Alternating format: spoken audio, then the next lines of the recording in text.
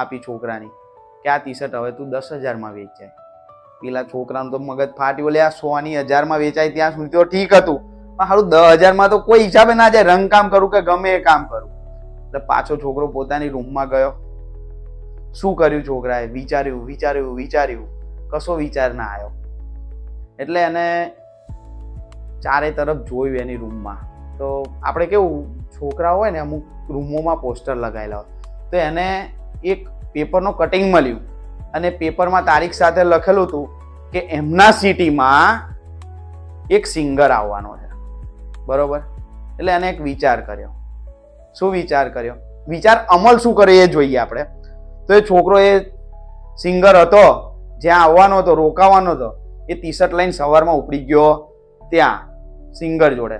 એટલે હવે સિંગર જ્યારે એની ગાડીમાંથી ઉતર્યો ત્યારે આખું ટોળું ઊભું હતું એનો ઓટોગ્રાફ લેવા. Autograph sir autograph. છોકરાએ આખું ટોળું ચીરી અને ટી શર્ટ ઉપર શું કર્યું?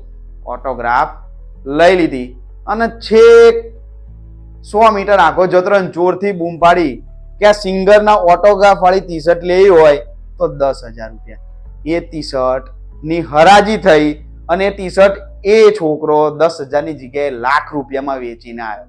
તો છોકરો ખુશ થઈને ફરી પપ્પા જોડે આવ્યો કે પપ્પા તમે તો મને 10,000માં વેચવાનું કહી હતી, લો લાખ રૂપિયા. એટલે એ છોકરાને એને પપ્પાએ કહ્યું તને આમ વસ્તુમાંથી શીખવા શું મળ્યું? તો કે પપ્પા એક વસ્તુ મને શીખવા મળી. શું?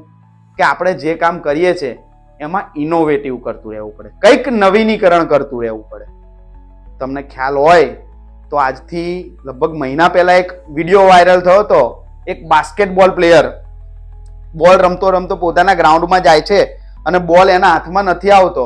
એ બાસ્કેટબોલ પ્લેયર એટલો કોન્ફિડન્ટ હોય છે કે એને ખબર પડી જાય કે આ ગ્રાઉન્ડમાં અહીં આગળ તકલીફ છે. મેં જે છોકરાની વાત કરી એ જ બાસ્કેટબોલ પ્લેયર, એ નતો પણ એવો જ બાસ્કેટબોલ પ્લેયર ક્રિસ જોર્ડન. સત્ય ઘટના. ક્રિસ જોર્ડન જે બાસ્કેટબોલનો મહાન પ્લેયર છે એની આ ઘટના છે ટી શર્ટ વાળી. મિત્રો, તો આપણે પણ આપણા જીવનમાં આવી કંઈક નવીનીકરણ, આવું કંઈક ઇનોવેશન કરતું રહેવું પડે, જેથી લાઈફમાં, જિંદગીમાં, ભણવાની રેસમાં આપણે આગળ નીકળતા જઈએ મિત્રો. એટલે ભૂલવું નહીં કે આપણે વિદ્યાર્થીઓ છીએ, બરોબર? નવરાત્રિની સાથે સાથે પણ આપણે મહેનત કરતું રહેવાનું છે અને આ રેસમાં આપણે આગળ નીકળવાનું છે. તો કઈ રીતે આગળ નીકળવું એ આપણા હાથમાં છે મિત્રો, બરોબર? તો મળીએ નેક્સ્ટ વિડીયોમાં. જય ભોલે, જય માતાજી.